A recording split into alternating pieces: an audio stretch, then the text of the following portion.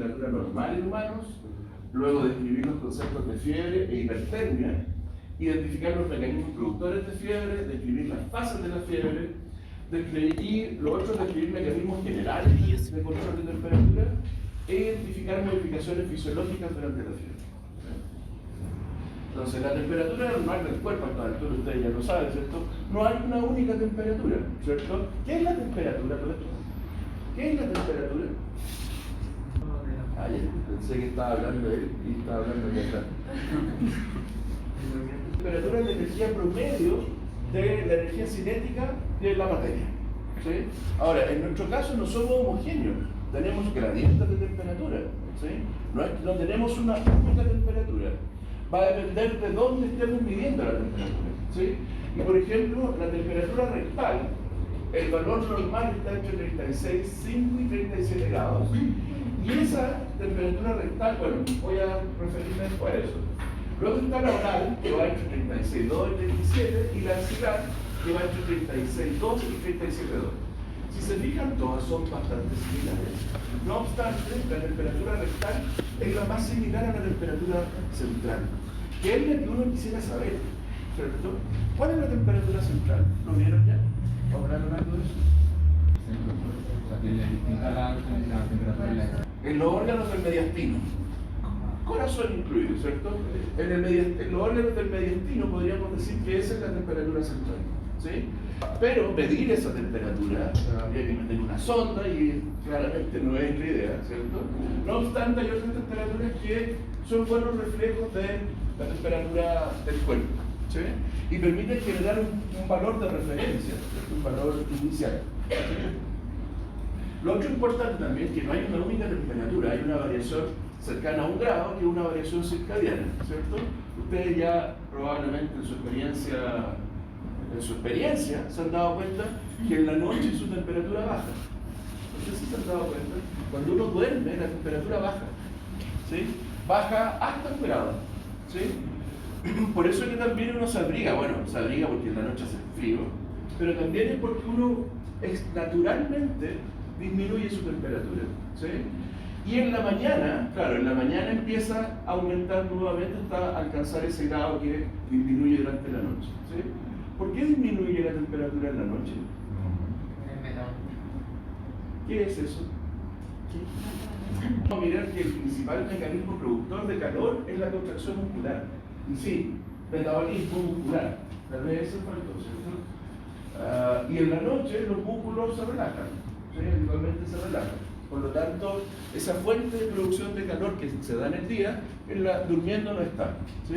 Y eso explica la disminución, el principal factor que explica la disminución aproximadamente en 1 grado de temperatura. La temperatura varía a lo largo de la vida.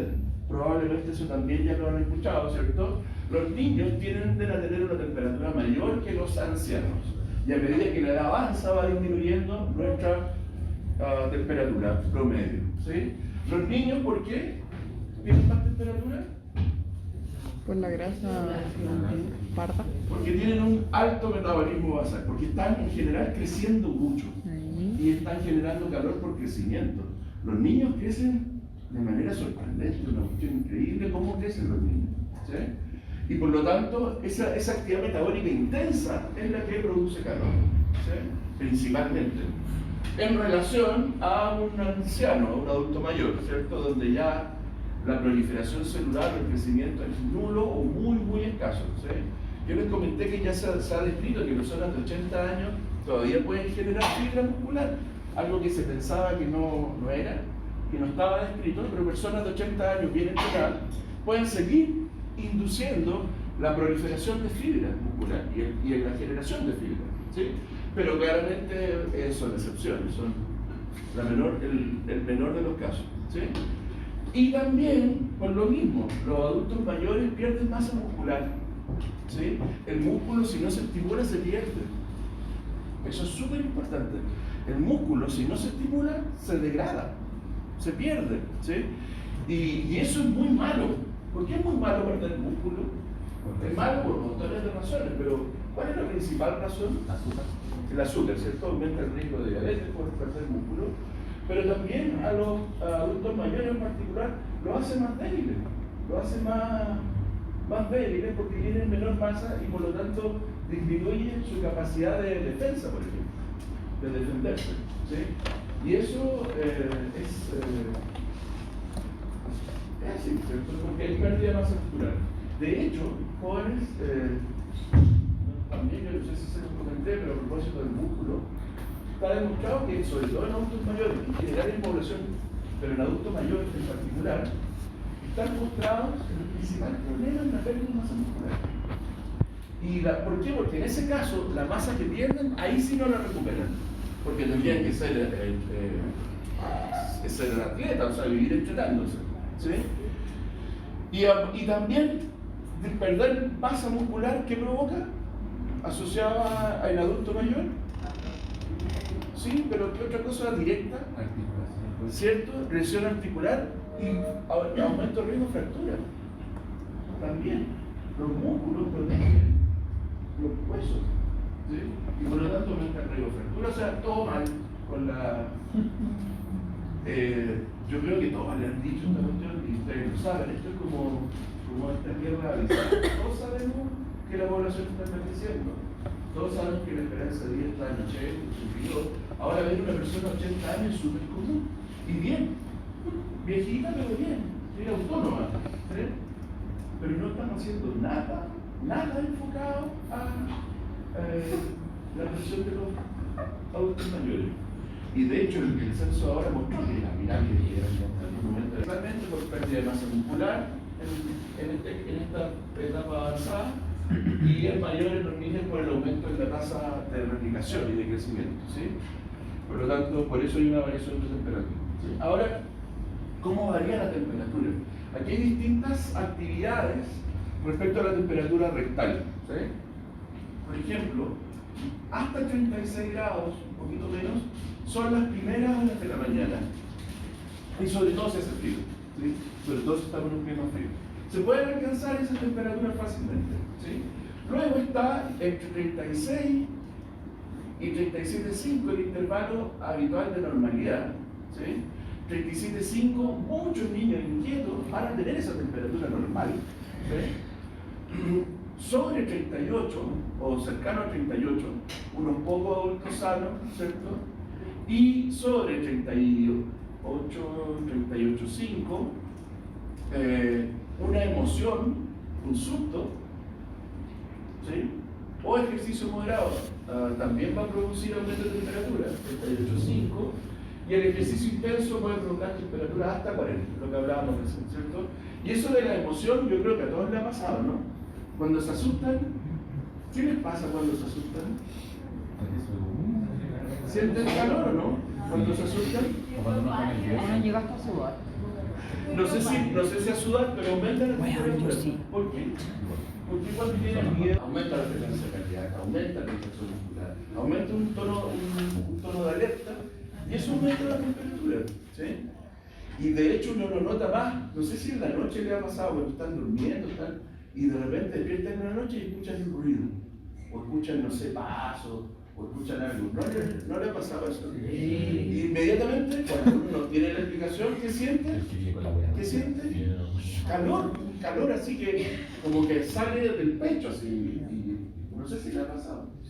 Cuando, sobre todo en su edad, porque ustedes son chicos todavía. Después a uno ya no le tiene miedo a nada, ¿cierto? Pero aquí está, como les decía, el ejercicio intenso que puede aumentar la temperatura hasta 40 grados. Y eso es normal. ¿Sí? Es normal.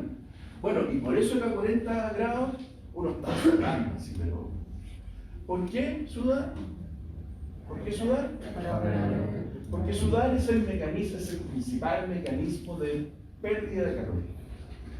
El sudor es el principal mecanismo de pérdida de calor, así como el principal mecanismo de ganancia de calor en la contracción muscular, el principal mecanismo de pérdida del sudor. No es el único, pero es el más importante. Es el que nos permite deshacernos de más calorías de forma rápida. ¿Sí? Por lo tanto, el sudor es muy, muy importante. ¿Sí? Y eso involucra, bueno, lo vamos a ver ahora, ¿sí? Tener la piel sana, por ejemplo, ¿cierto? Porque el sudor ocurre en la piel. ¿Sí? Ok, acá estamos viendo la temperatura del cuerpo en relación a la temperatura atmosférica, ¿sí? Y aquí esto está en Fahrenheit, pero aquí puse el rango, este rango entre 15 grados y 49 grados. Esto es pensando en la temperatura corporal sin abrigo, sin ropa, ¿sí? Sin una chaqueta, ¿cierto? ¿Y qué podemos decir del gráfico? Que hay un método que se mantiene, que es muy fácil lograr subir y muy fácil lograr bajar, pero se mantiene en un momento. ¿Cierto? Hay una amplia zona entre 15 y 49 en la cual podríamos decir regular temperatura. O sea, independiente de los cambios que haya en el medio, nosotros podemos mantener nuestra temperatura más o menos constante a 36, 36,5, a la temperatura normal, ¿sí? Un amplio rango de temperatura. Pero si nos salimos de esa región, ¿qué pasa? Sí, Por lo tanto, o sea, aquí esto de la recta, me ha tocado hablar de la recta como en 10 partes, ¿cierto? Claramente, si uno compara estas rectas, ¿cierto? ¿Qué significa esta recta? Que es como la interpretación de la compliance que les dimos hasta el año pasado. ¿Y cómo interpretamos esta recta? O si fuese compliance, que no es compliance, pero ¿cómo interpretamos esa recta? Pequeños cambios en una cosa. Exacto, ¿cierto? Un pequeño cambio en la temperatura genera un gran cambio en un pequeño cambio en la temperatura ambiental genera un gran cambio en la temperatura corporal. Es decir, ya no somos capaces de regular bien, ¿sí? De hecho, vamos a mirar cuando estamos muertos, ¿sí? Vamos a mirar qué pasa cuando estamos muertos en relación a la temperatura exterior, ¿sí? Lo vamos a ver a continuación. Y disculpen, lo mismo sobre 50 grados. Si la temperatura es mayor a 50, ya no tenemos nada que hacer, no podemos regular. Y eso también es sinónimo de que estamos muertos, ¿sí? Estamos muertos para los dos lados, ¿sí? Por lo tanto, esa es la zona en la que podemos hacer algo, ¿sí? Podríamos decir, ¿sí? Entre 15 y 50 grados aproximadamente. ¿Y esto varía, por ejemplo, depende de...? La principal fuente es metabolismo, pero a eso hay que ponerle un nombre, ¿cierto? Contracción muscular.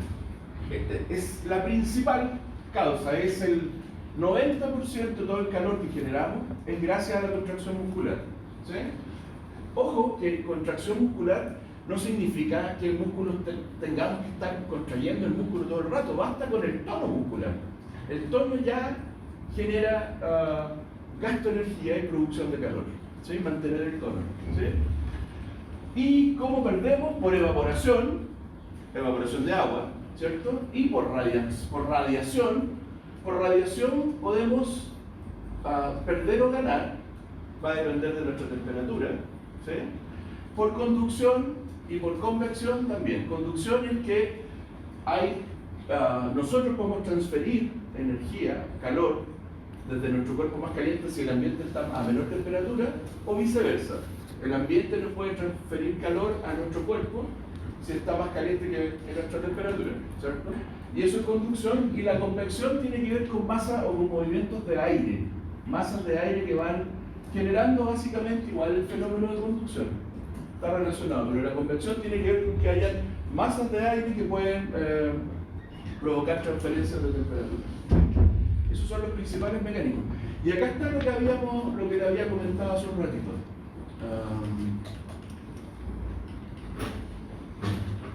Acá está el Celsius, ¿sí? Límite superior. Si nuestra temperatura central llega a 44, estamos muertos. Si tenemos una temperatura central de 44, estamos muertos. ¿Por qué? ¿Cuál será la principal causa de muerte? La neurona. Sí, pero eso, por el daño nervioso, el daño en las neuronas, ¿sí?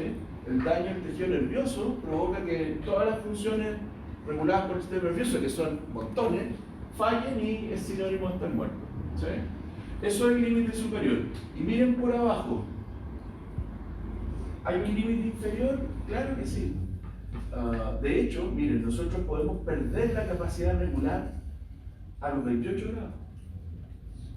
Perdemos nuestra capacidad de regular temperatura cuando la temperatura desciende de los 28 hasta 24. Hay un rango, ¿cierto? Pero a partir de 28 grados ya no podemos regular temperatura.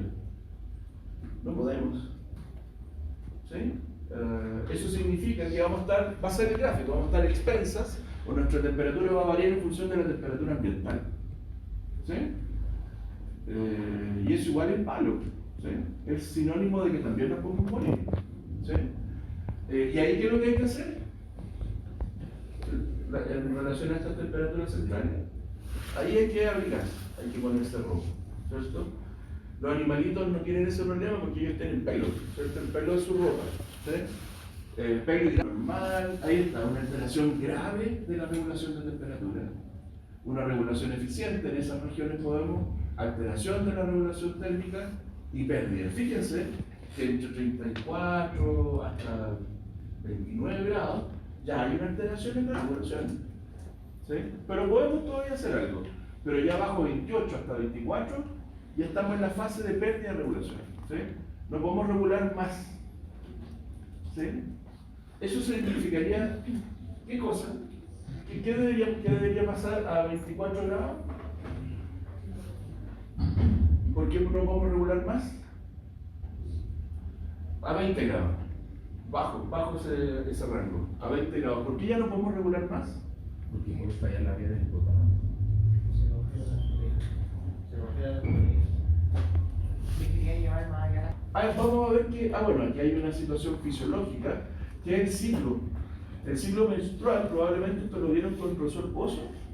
Siempre Pozo le habla de esto primero, ¿no? Ya. Lo van a ver ahora en el ciclo. Qué lindo sonamos de aquí. ¿Sí? La primera parte. ¿Sí?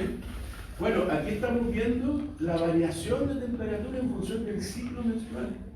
¿Sí? Igual esto se ve así gigante, esto es como los gráficos que mostraba Piñera en su campaña. Pero en realidad, sí, fíjense que el intervalo es chico, 26.3 a 37.3. ¿Sí? Pero aún así, en ese rango pequeñito, ¿cierto? Tenemos variaciones súper grandes de temperatura. ¿Sí? De hecho, la ovulación coincide con este pico de temperatura. La ovulación coincide con este pico de temperatura. Y no sé si han escuchado el método de Billing. Ya, el método de Billing se basa en esto. ¿Sí? Eso se llama el método de Billing, es un método anticonceptivo basado en la temperatura vaginal, literalmente, ¿sí? Donde las mujeres deben seguir su temperatura, todos los días registrar su temperatura, y cuando ven que hay un aumento, quiere decir que están ovulando y ahí no deberían tener relaciones si no quieren tener hijos, o sí tenerlas si quieren tener hijos. ¿Sí? O sea, uno lo puede ver, siempre el Billing se vende como un método anticonceptivo. Ahora, ¿quién usa Billing? ¿Han escuchado algo de Billing? ¿Sí? Lo he escuchado, pero... Ya, pero hay elevaciones de temperatura patológicas, ¿sí? Que se deben a una situación patológica. Y esas dos situaciones patológicas son la fiebre y la hipertermia. La fiebre y la hipertermia, ¿sí? Ahora, la gran diferencia, y eso es muy importante, es que la fiebre es un mecanismo y por lo tanto hay una elevación regulada de la temperatura, ¿sí? Y esto de regulación o un aumento regulado involucra cambios en los polipotalámicos que controlan la temperatura y por tanto esto es regulado. Versus la hipertermia, que es una regulación, es un aumento no regulado, es decir, es pasivo, ¿sí? Bueno, ahí está, ¿cierto? Un cambio pasivo de la temperatura, ¿sí? Y ahora vienen algunas definiciones. Hay 40 definiciones, muchas paréntesis de fiebre, pero esta es una. Elevación regular de la temperatura central por sobre 0,5 grados sobre lo normal. ¿Sí? Probablemente ustedes me dijeron que eso no era nada, ¿cierto? Que eso era una febrícula. Igual hay que tenerlo en cuenta. Y depende también de la especialidad. Por ejemplo, para un pediatra, que aunque un niño aumente 0,5 grados la temperatura es normal y no pescan. No, es así, no pescan. Para los pediatras, si no es más de 37, no es fiebre. No es fiebre. Es como, quédese en la casa, no pasa nada. No pasa nada. Pero en un adulto mayor sí, una elevación podría de 0,5, o en un adulto podría mostrar que hay un linfoma, por ejemplo, en curso. ¿Sí? Entonces, ojo porque a veces depende del especialista el foco, ¿cierto? Entonces los pediatras, los niños son literalmente carne de perro. No sé si me habían dicho eso. Los niños aguantan todo. Para que un niño esté mal, realmente le tiene que estar pasando algo malo, algo grave. ¿Sí? Los niños son súper resistentes. ¿Sí? Y por lo mismo, es normal que estén alterados, ¿cierto? Es como normal. Pero no en adultos, por ejemplo, eso, y ni menos en adultos mayores, ¿sí? Para no perder un poco eso, de vista. ¿Sí? Entonces, la fiebre es un aumento por sobre 0,5 grados, la temperatura normal, e involucra un cambio en el serpón hipotalámico en respuesta a pirógenos. Vamos a hablar de eso. ¿Sí? Pirógenos son sustancias productoras de fiebre. ¿Sí? Y por otro lado, la hipertermia es una elevación patológica de la temperatura del cuerpo caracterizada por sobrepasar los mecanismos de termorregulación, pero no con cambios en el serpón hipotalámico. ¿Sí? Esa es la gran diferencia. La hipertermia es sin cambio en el serpón hipotalámico y se debe más que nada a un cambio a que nuestra capacidad de regular se ve sobrepasada. ¿Sí? Ejemplos de hipertermia, lesiones hipotalámicas, lesiones del sistema nervioso central. Sí, dígame. Un mecanismo podría ser alteraciones en la regulación de temperatura y eso podría ser debido a lesiones hipotalámicas. ¿Sí? ¿Cómo podría haber una lesión hipotalámica? Lo más fácil, porque siempre piensan en tumores, cosas raras. Trauma. Una ACV también, pero más fácil, lo más rápido. ¿Sí? Todo lo otro también, pero lo más frecuente es el traumatismo. ¿Sí? Y eso podría lesionar no solo el hipotálamo, ¿cierto? En general, el sistema nervioso central, y eso va a alterar o va a producir un fallo en la regulación de temperatura. ¿Sí? Lo otro es fallas para perder calor. Y eso es la insolación y las quemaduras. ¿Sí? La insolación, por ejemplo, estar al sol, literalmente la piel se quema, literalmente se daña. ¿Sí? Hay un daño de la piel importante. ¿Sí? Y en ese caso hay alteraciones incluso para sudar, en una insolación importante.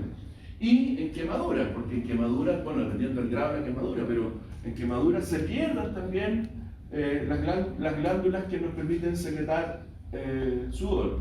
Y por lo tanto, eso podría explicar que al no tener un mecanismo de pérdida de calor fisiológico, cualquier ganancia de calor no la va a poder manejar y va a subir la temperatura. ¿Por allá bien levantado? Sí. La ictiosis también es una destrucción de las glándulas sudoríparas. ¿Sí? En general eso tiene una razón inmune, es una enfermedad autoinmune. ¿Sí? Y eso puede producir que las personas no puedan secretar sudor de manera normal, de manera adecuada, y por lo tanto no pueden perder calor. Por lo tanto hay un mecanismo de regulación de temperatura que está fallado. ¿Sí? Y lo otro es que hay una producción excesiva de calor, por ejemplo, en el hipertiroidismo. ¿Sí? Eso también se asocia a una hipertermia, porque no involucra cambios en el serpón hipotalámico. ¿Sí? No obstante, la temperatura se eleva igual. ¿Sí? Eso. Igual hay factores genéticos que para la Y entonces, diferencia entre fiebre e hipertermia es lo que está acá. ¿Sí? En el caso de la fiebre hay un pirógeno, vamos a hablar de los pirógenos, que va a provocar un cambio en el serpón hipotalámico. Ciertas neuronas van a mandar señales de comando para elevar la temperatura. ¿Sí? Va a haber un mecanismo neuronal de control. ¿Sí? Y eso va a provocar un aumento regulado de la temperatura y eso es la fiebre. ¿Sí? En cambio, la hipertermia es que puede aumentar los mecanismos de producción de calor o una disminución en los mecanismos de pérdida de calor o una falla en el centro termorregulador y eso va a provocar una elevación pasiva por sobre 0,5, por lo tanto la temperatura del cuerpo va a ser mayor al serpón hipotalámico. Es decir, esto no involucra cambio en el serpón. ¿Sí? El serpón está normal, pero hay un aumento de temperatura debido a otras causas. Pero sin pérdida de calor como... O sea, que está aumentada la producción de calor o que está disminuida la pérdida. Es menos, ahí hay una doble negación. Por eso que... Eso. No sé si hay alguna pregunta con estos jóvenes. Habla. Porque eso no lo he dicho todavía. Fíjense que falla en el centro termorregulador. El centro termorregulador es el mismo o está vinculado directamente al cerebro hipotalámico. Lo que pasa es que el centro termorregulador, como el nombre lo dice, regula la temperatura, pero también modificaciones a ese centro termorregulador producen fiebre. ¿Sí? ¿Sí? Vamos a mirar un poco más eso. ¿Sí? Entonces, ¿cómo se produce fiebre? En 1948 aparece el primer reporte de un pirógeno leucocítico. Ese fue el primer nombre que se acuñó respecto a una sustancia que era liberada por leucocitos polimorfos nucleares. ¿Sí? Y esta sustancia era capaz de aumentar la temperatura si se inyectaba en animales, por ejemplo. ¿Sí? Si se inyectaba en animales, era suficiente para aumentar la temperatura. ¿Sí? Y de ahí apareció este pirógeno leucocítico y luego se reemplazó el nombre por pirógenos endógenos. Los pirógenos endógenos son sustancias que produce nuestro cuerpo, nuestras células, para promover fiebre. ¿Sí? ¿Y cuáles son? Interleuquina 1, TNF-alfa, interferones de clase 1, una proteína inflamatoria en el macrófago, MIP1, interleuquina 6. O sea, ¿quién? El sistema inmune, la respuesta inmune. ¿Sí? Ahora, todo esto que está acá, por lo tanto, va a actuar como un pirógeno endógeno. Eso significa que el hígado puede producir, el endotelio puede producir, un tejido inflamado puede producir. Cualquiera de estas en realidad produce varias, ¿cierto? Combinaciones de estas citoquinas, y estas citoquinas van a actuar como un pirógeno endógeno que va a provocar un cambio en ese cerebro hipotalámico. ¿Sí? ¿Sí? De hecho, bueno, eso. ¿Se acuerdan? El año pasado yo les dije, vimos solo inflamación porque fiebre lo íbamos a ver acá, pero los mecanismos son más o menos comunes, o sea, están pasando en el mismo momento, en la respuesta inmune. ¿Sí? ¿Y cómo es el mecanismo? Tenemos un centro termorregulador. Hay un centro regulador positivo y uno negativo que está en el POA. El POA, ¿sí? El POA, estoy sujetando el puntero, es la región preóptica del hipotálamo anterior. Vamos a ver dónde está. Es solo por cultura general, ¿cierto? ¿Dónde está? Pero sí, en la región preóptica del hipotálamo anterior está el centro regulador positivo, es decir, inductores o pirógenos endógenos centrales van a producir una estimulación de este centro para que haya fiebre, y uno negativo, uno que provoca la disminución, ¿cierto? Que va a estar en el núcleo epigloide medial y en el área central ventral. ¿Sí? Yo creo que se acuerdan de Daniel con esto, ¿cierto? El profesor Casanova. ¿Sí? Estos nombres bonitos. ¿Sí? Entonces, como el mecanismo, tenemos el pirógeno endógeno que actúa sobre el centro termorregulador. En el centro termorregulador produce mediadores centrales, mediadores locales en el sistema nervioso central, en el cerebro, y estos son los que cambian ese cerebro hipotalámico. ¿Sí? Por ejemplo, han escuchado de la prostaglandina E2, ¿cierto? Y que la prostaglandina produce fiebre. ¿Sí? ¿Sí? De hecho, los antiinflamatorios vieron ya, los antiinflamatorios inhiben la producción de prostaglandina. La prostaglandina E2 es un mediador central, tal vez el más importante. ¿Sí? Y es la prostaglandina E2, pero producida in situ en el cerebro, la que va a provocar cambio en el centro hipotalámico. ¿Sí? No es prostaglandina 2 que se produce en los tejidos, porque en los tejidos también se produce prostaglandina 2 con otras funciones. ¿Sí?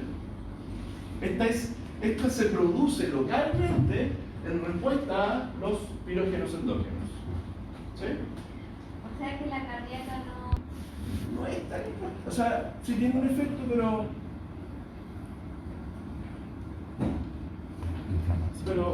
muy localizado. Sí, es importante. Pero ¿dónde se produce el mayor efecto de la prostaglandina 2? Eso ya lo vimos primero. La contracción del músculo liso. Produce contracción del músculo liso. O sea, produce contracción, por ejemplo, del endotelio vascular, todos los el sistema vascular, entre otras cosas. Donde haya músculo liso, va a haber efecto de contracción dado por la prostaglandina 2. ¿Sí? Y en el cerebro, la producción local de la prostaglandina 2 va a promover el cambio en el sector hipotalámico. ¿Sí? Ese es como el mecanismo. ¿Sí? Por lo tanto, esto que va a provocar que aumente la temperatura de la sangre, y eso es lo que es sensado en neuronas sensibles al calor. ¿Sí? Si aumenta, esto va a echar a andar una señal de generar calor. ¿Sí? Pero como va a aumentar la temperatura de la sangre en respuesta a los mecanismos que producen calor, neuronas sensibles al calor van a decir, está bueno, ahora pérdida. Y literalmente una cosa oscilante, entre que se produce y se pierde calor, para mantenerlo relativamente constante. ¿Sí? Por ejemplo, la fiebre de 37 es constante. Ahora, no es que sea fija, es una oscilación entre que disminuye y sube, ¿cierto? Por lo mismo, tenemos que echar a andar mecanismos de producción de calor. Pero si nos pasamos un poco, excedemos la temperatura del set point, entonces ¿qué hay que hacer? Parar los mecanismos de producción y aumentar los de liberación. Eso va a bajar la temperatura un poco. La neurona va a decir, ya está bueno, ahora es calor de nuevo. Músculo, menos pérdida. Más generación, menos pérdida. Y eso es un control fino. Está todo el rato funcionando. ¿Sí? Ok. ¿Qué era ese? El pirógeno endógeno. ¿Sí? Ok. Entonces, ahí está. Hay neuronas sensibles al calor y neuronas sensibles al frío que van a, en el caso de aumento de temperatura, van a promover la pérdida, o sea, el efecto contrario. Y si disminuye la temperatura, neuronas sensibles al frío van a promover el aumento de producción de calor. ¿Sí? Okay. Y aquí está un poco, por ejemplo, el hígado que puede liberar pirógeno endógeno. Y aquí está la interleuquina 1, 6, el TNF-alfa. Y estos van a actuar a nivel hipotalámico, y a nivel hipotalámico se va a producir prostaglandina 2. ¿Sí? Y eso va a provocar un cambio en el set point hipotalámico. ¿Sí? ¿Qué significa eso? Que provoque un cambio en el set point hipotalámico. ¿Se lo imaginan? ¿Qué será? Entre paréntesis, bueno, vieron ya, no sé si está ya, rápida, tienen receptores rápidos, de MP cíclico, rápido, entre comillas, pero pueden media hora ya empezar a ejercer su efecto. No son efectos genómicos, a eso me refiero. ¿Sí? No hay que generar un cambio fisiogénico, sino que usan, por ejemplo, el receptor 2, que provoca aumento de MP cíclico, o sea, es una respuesta mediada por...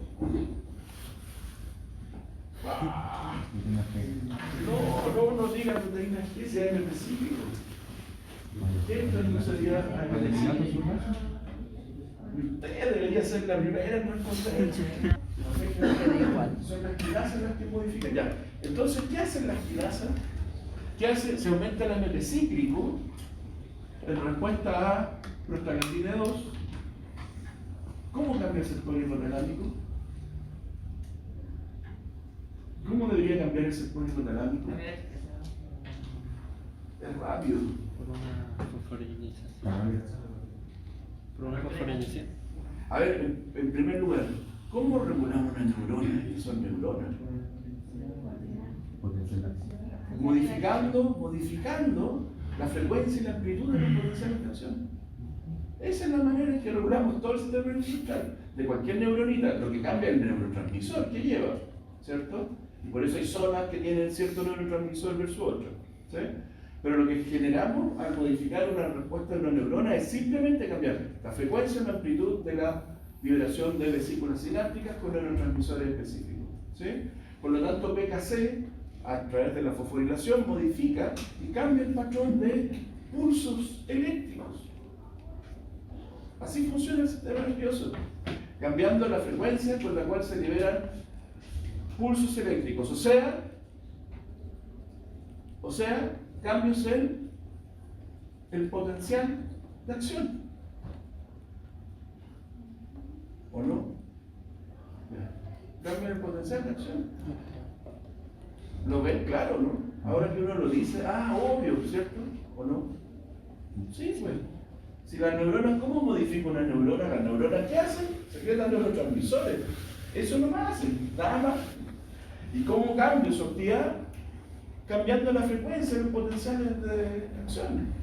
Que aumente la secreción, la liberación de los neurotransmisores que incluye. ¿Sí? Frecuencia y amplitud, acuérdense. Eso depende de todo. Frecuencia y amplitud. ¿Sí? Y eso va a cambiar entonces la manera en la cual está operando el set point. Ciertas neuronas van a tener otra manera de funcionar y van a determinar que ahora la temperatura cambia. ¿Sí? ¿Se afectan directamente las neuronas? Como Absolutamente. Si la regulación de temperatura es de control nervioso. Es de control nervioso, así, pero... Y el concepto de que cambie, de que aumente el input es como que aumente el rango de temperatura en base, como que el hipotálamo tiene un rango normal y cuando se aumenta el input aumenta la temperatura que debería. Aumenta la frecuencia de descarga y en todo el relevo sináptico hay que seguir el relevo sináptico. El relevo neuronal va a aumentar la frecuencia de contracción y la amplitud de la contracción. ¿Y eso se repite con el set point?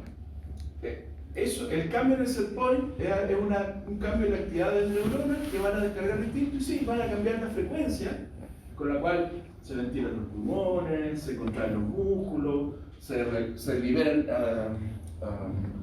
catecolaminas que producen secreción de agua. Todo eso está regulado por cambio eso se llama cambio en la eficacia neuronal. No sé si vieron ese concepto el año pasado. Ya. Con el sistema nervioso es la explicación de todo. Nosotros no hablamos de eso porque se entiende, pero además es fácil. Es simple. ¿Sí? Se ríe usted, pero la neurona es lo más simple de todo. Entender una neuronita es como lo más fácil. ¿Verdad? ¿Ustedes tienen neuro? Parece que no. El segundo, tienen neuro algo, y el área biológica. ¿Sí? Ahí es donde está ocurriendo, se están censando la producción del pirógeno endógeno. Y vamos a ver por qué. ¿Sí? Ahí está también localizado principalmente en esa región el órgano vasculoso de la lámina terminal. Órgano vasculoso de la lámina terminal.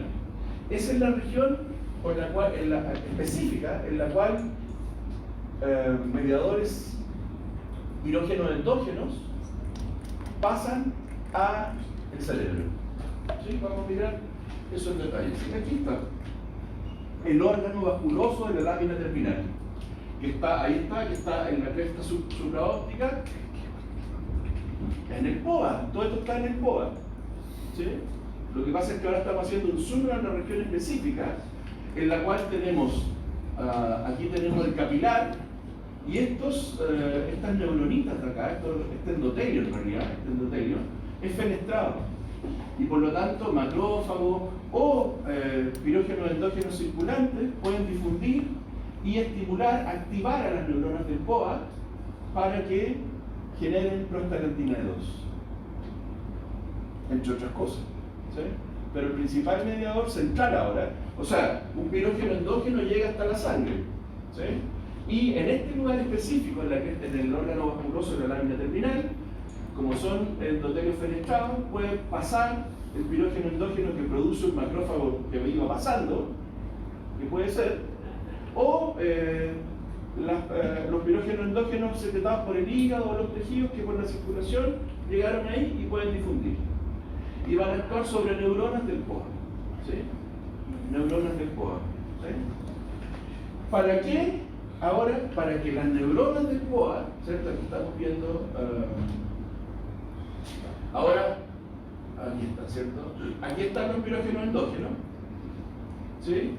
Y estos van a actuar sobre las neuronas del POA para que liberen intracerebralmente prostaglandina 2 y esa va a actuar a través de un receptor específico que va a modificar el set-point hipotalámico. ¿Sí? Y ahí está el cambio en el set-point. ¿Sí? Eso. ¿Qué mediadores centrales hay? Hay positivos y negativos. Dentro de los positivos está la prostaglandina 2, la hormona liberadora de corticotropina, el AMP cíclico y el óxido nítrico. ¿Sí? Aun cuando voy a hacer un comentario respecto al AMP cíclico. ¿Sí? Y negativos, la arginina vasopresina, ¿sí? Que es lo mismo que la ADH, y una proteína que se llama lipocortina, que es una lexina, ¿sí? Que son proteínas específicas que unen carbohidratos. ¿Sí? Tal vez de todos estos, el más importante es la prostaglandina 2. ¿Sí? ¿Y qué evidencia hay? Se ha visto que si se inyecta, cuando hay fiebre inducida por pirógeno endógeno, se ha visto que aumenta la prostaglandina D2 en el líquido cefalorraquídeo. ¿Sí? Sin que aumente el pirógeno endógeno en el líquido cefalorraquídeo. Solo aumenta la prostaglandina D2 en el líquido. Pero también, si se inyecta prostaglandina D2 intraarticularmente, se produce fiebre de manera dosis dependiente. O sea, es causal. Con eso, este experimento demuestra que es causal de la fiebre. ¿Sí? Porque subimos la concentración, aumenta la temperatura. Subimos otro poquito, aumenta más. Subimos otro poquito, aumenta más. O sea, responde a concentraciones crecientes de prostaglandina intraarticular. Por eso mismo, como la regulación. El ibuprofeno, el paracetamol, la aspirina disminuyen la temperatura inducida por interleuquina 1, interferón alfa y TNF-alfa. ¿Sí? Esa es la otra gran prueba. ¿Sí?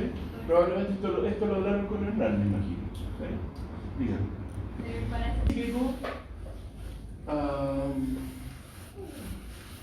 Lean esto. Lo que pasa es que dice MP cíclico, pero el MP cíclico se produce dentro de la célula. Esto lo único que está haciendo es reafirmar que se está activando el receptor de prostaglandina D2 que transduce vía AMP cíclico. ¿Sí? Y solo como para dar un ejemplo, la cafeína y la teofilina aumentan el AMP cíclico y por lo tanto promueven un aumento de temperatura.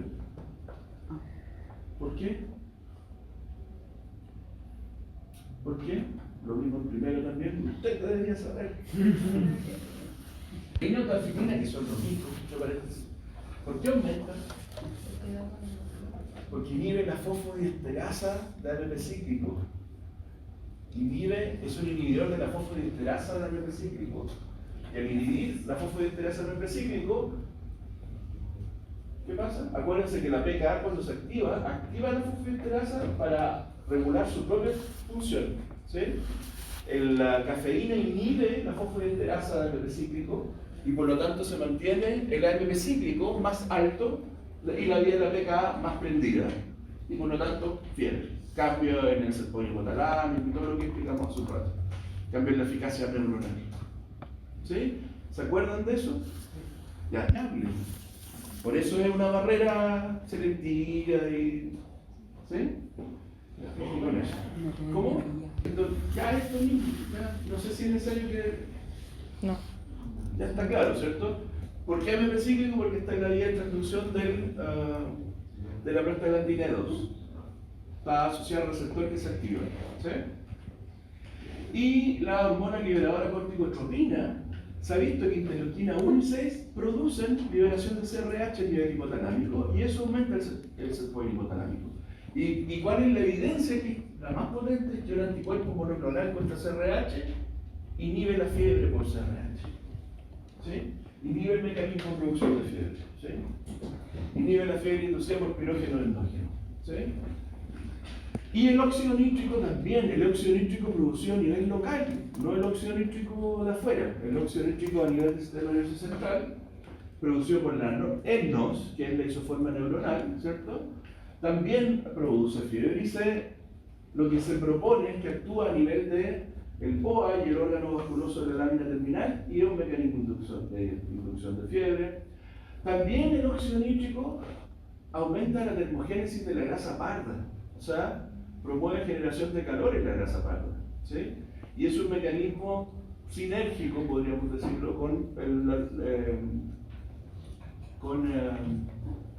la contracción muscular. ¿Se acuerdan de la grasa parda? Sí. ¿Qué es la grasa parda de las guaguas? Los adultos también tenemos grasa parda. ¿Dónde? Ay, no me acuerdo. A lo largo del cordón espinal tenemos depósitos de grasa parda. ¿Para qué? Para tener temperatura relativamente constante en la sinapsis, en la espina, en la nerviosa. Interesante. Y que no se altere por temperatura la transmisión nerviosa. ¿Sí? Okay. Y también sabiendo que inhibe la síntesis y regulación de mediadores negativos vinculados con la fiebre. Este es el mecanismo del óxido nítrico. ¿Sí? Y dentro de los mediadores negativos existe lo que se conoce como un techo febril. Nunca vamos a alcanzar más de 41 o 42 grados. No se puede alcanzar más. Aun cuando, si hubiese una contracción más violenta y una disminución del sudor y la grasa parda activada full, podríamos producir más temperatura. Pero hay un techo febril y eso se propone como un mecanismo de autoprotección y a través de la liberación de antipirógenos endógenos del sistema nervioso central. ¿Sí? Es decir, hay un mecanismo de protección. No sé si ustedes han escuchado, fíjense, 42. ¿Han escuchado fiebres de 43, 44? Sería si hubiese un traumatismo, un daño nervioso importante, ¿sí? Pero el sistema nervioso, si el sistema nervioso está interno, va a operar este mecanismo de techo febril. Ahora, 42 grados es mucho, igual, ¿sí? 42 grados produce ya daño neuronal, igual, ¿sí? Y este ejemplo yo siempre lo doy, pero en FC también, de los niños con mucha fiebre. Hay niños que quedan con secuelas epilépticas, con patrones epilépticos, cuando tienen mucha fiebre cuando chicos, cuando tienen fiebre hasta 42. Eso, si se salvan, quedan con secuelas epilépticas, producto del daño neuronal por la temperatura. Se produce un daño irreversible. ¿Sí? Y bueno, depende de la magnitud del daño, depende de cuánto tiempo estuvieron a 42 grados. ¿Sí? Entonces, eso también se asocia a que ojalá no alcanzarlo, esta temperatura es el techo máximo. Y aquí ya hay daño. ¿Sí? Eso. Y mecanismo, ya habíamos dicho, ¿cierto? Un mecanismo de autoprotección, y esta es la ADH, pero la ADH a nivel del sistema nervioso central, que se describe también como la sustancia antipirética en la sangre embarazada, ¿cierto? Y la evidencia es que la administración intraventricular o intrahipotalámica de actinina vasopresina disminuye la temperatura y se constata que hay una inhibición de la producción de calor y un incremento en la pérdida de calor. Por lo tanto, esto está asociado a bajar el sector hipotalámico y además no permitir que se recupere el techo febril. ¿Sí? Que la lipocortina es una anexina, es una proteína ligante de fosfolípidos y carbohidratos, y es una inhibidora de la fosfolipasa A2. ¿Ya tuvieron la clase ya? ¿Qué hace la fosfolipasa A2?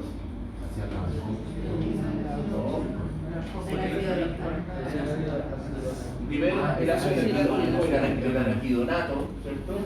Desde los fosfolípidos de membrana. La fosfolipasa A2 es la que libera el araquidonato desde, que es un asilo de fosfolípidos de membrana, de glicerofosfolípidos de membrana. ¿Sí? ¿Por qué no han escuchado inhibidores de la fosfolipasa A2?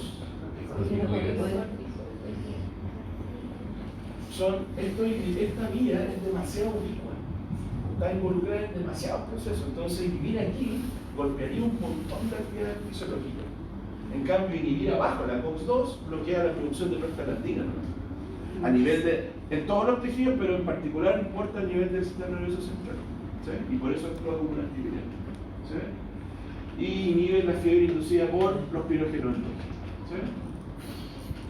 Ya, esto ahora es muy importante, las fases de la fiebre, ¿sí? Eso, así es una fiebre típica, ¿sí? Estamos a temperatura normal, 36, 37, ¿cierto?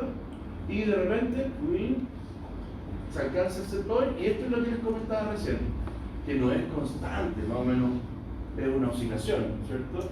Entre la activación de mecanismos de producción y pérdida. Es una regulación de los mecanismos de producción y pérdida, y eso genera esta oscilación, y luego viene una caída, ¿sí? Hasta alcanzar la temperatura normal. Ese es el curso típico de una fiebre, ¿sí? Ahora, lo que varía es esta es la que puede producir una fiebre de varios días, la que puede producir fiebre por meses, también. ¿Sí? Hay condiciones, como les comentaba, hay algunas enfermedades autoinmunes que producen una fiebre persistente, pareja, baja, pero persistente. ¿Sí? Y ojo del clínico que diga, ¿por qué tienes 37, 36,8? Y ahí está, hoy pedí el examen. Y generalmente está vinculado a algo. La fiebre no es... siempre está señalando algo. Siempre, siempre. ¿Sí? El problema, ¿cuál es el problema de esas fiebres tan chicas también? ¿Cuál es el problema? Que uno no se da cuenta y que también uno no sabe cuál es el valor normal para el sujeto. Porque esa es la otra cosa también. Cuando hablamos de temperatura hablamos de un rango, ¿cierto? Lo ideal sería que todos ustedes se tomen su temperatura y sepan cuál es su temperatura basal normal. Porque el cambio es en relación a su temperatura, no a la temperatura poblacional. Entonces la estadística se pierde, sobre todo si las variaciones son chicas. ¿Sí? De hecho, ahora la medicina apunta a eso, a que cada persona tenga sus propios valores de referencia. ¿Sí? Ojalá pudiera ser así. Y de hecho, ahora en los exámenes muestran todos los reportes previos que tiene el laboratorio de esa persona, para poder ver el valor de referencia del individuo de efervescencia. La fase de efervescencia es la primera fase, y hay la fase de producción de calor. ¿Sí?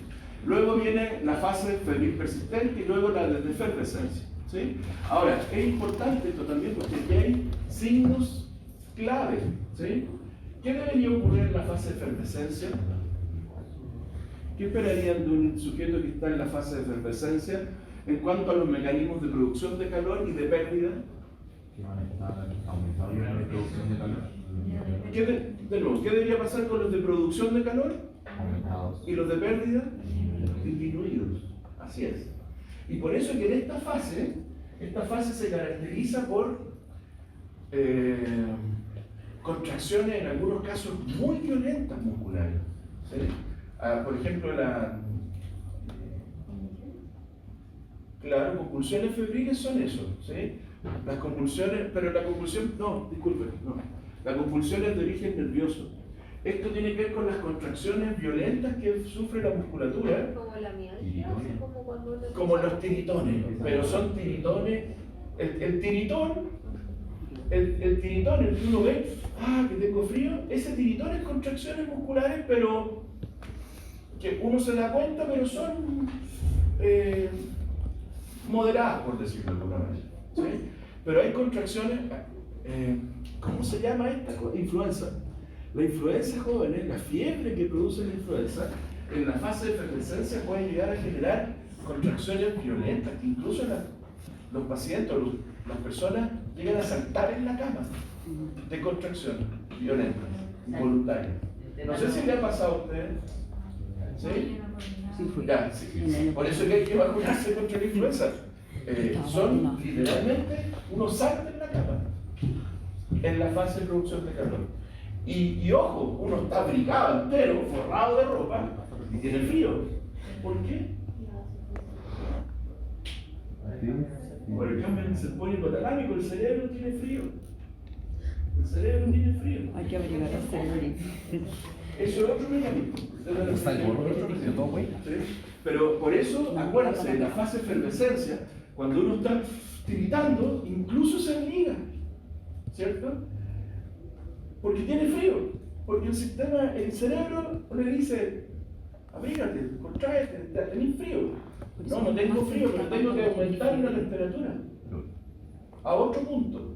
Ya no nos sirve este punto, queremos este punto. ¿Sí? Entonces, ¿y qué debería pasar con los mecanismos de pérdida?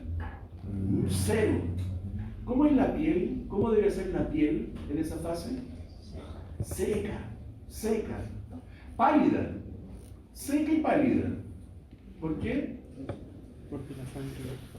Porque un mecanismo de pérdida de calor, además del sudor, es movilizar sangre a la periferia. Y por eso el control de arteria también se ve rojo. Porque eso es un radiador de calor, que pase sangre por los capilares más externos, permite intercambiar calor. ¿Sí? Entonces, lo que ocurre en esta fase es que hay piel de gallina. La piel de gallina se conoce como piloerección, que es una reminiscencia animal, que en los animales pasa eso. Eso permite que el colchón de pelo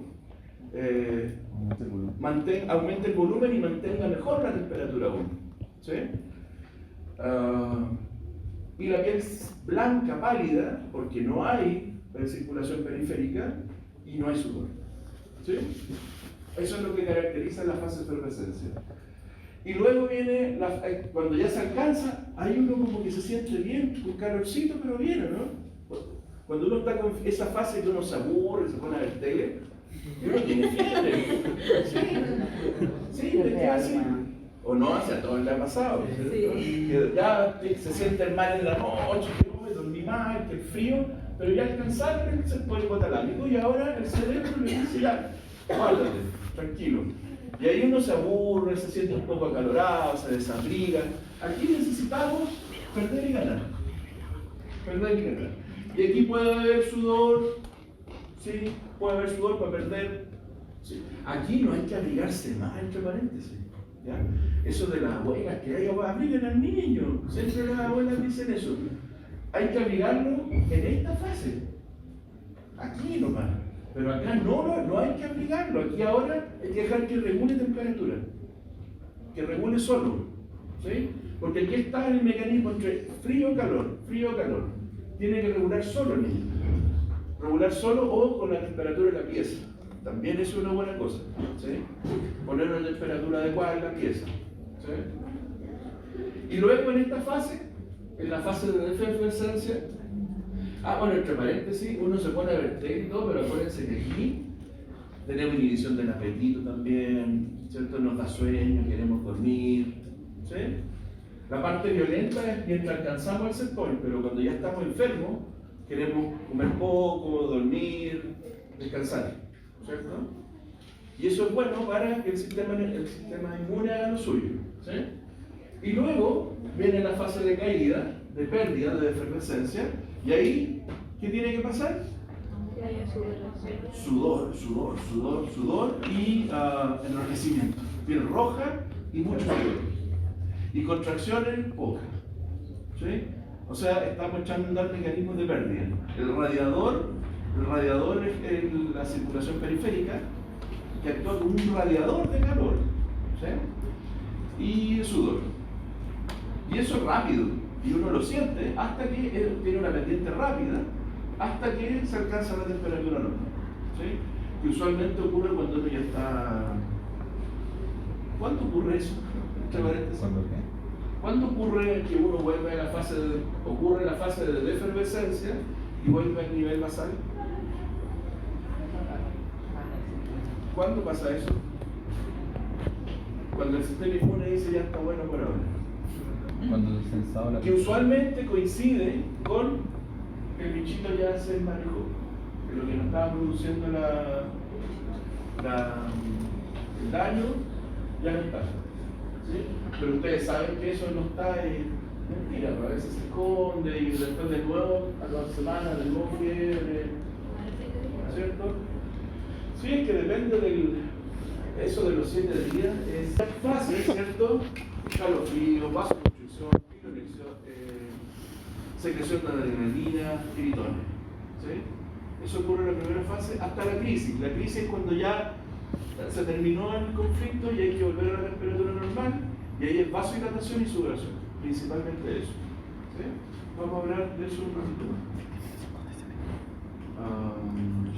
Ya lo acabamos de decir, ¿cierto? De los signos de cada fase. ¿Sí? Sensación de frío, piel pálida, piel de gallina, escalofrío. En la etapa feliz, sensación de calor, piel seca, roja, y ahí estamos, que nos da calor y que después nos da frío. Y en la etapa de efervescencia, transpiración y fiebre caliente, piel caliente y enrojecida. ¿Sí? Y bueno, esto ya lo vimos, lo dijo. Están más en contacto con la piel se ve más rojita, y lo que favorece el intercambio de calor, perder calor. ¿Sí? Y bueno, aquí está de hecho, miren, aquí hay vasoconstricción completa y aquí hay vasodilatación. Va aumentando la vasodilatación total. ¿sí? A medida que aumenta la temperatura, va aumentando la vasodilatación para que aumente la conductancia de calor por la piel. ¿Sí? Como se ve aquí, desde una vasoconstricción total a vasodilataciones crecientes, vemos que el propósito, eso es en función de la temperatura, y el propósito es que aumente la conductancia de calor por la piel. ¿Sí? Dígame.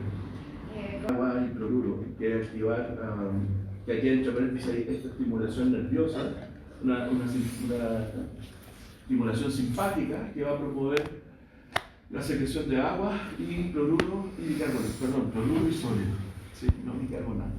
¿Sí? Aquí está la pérdida, esto muestra cómo es la pérdida de calor por evaporación, o sea, por sudor. ¿Sí? Y aquí vemos cómo es en cuanto a la producción de calor y la pérdida por evaporación. Vemos que pérdida no hay, pero sobre el 27 ya es muy grande la cantidad de pérdida de calor por evaporación. ¿Sí? Entonces, aquí lo que estamos viendo, jóvenes, no es solo la regulación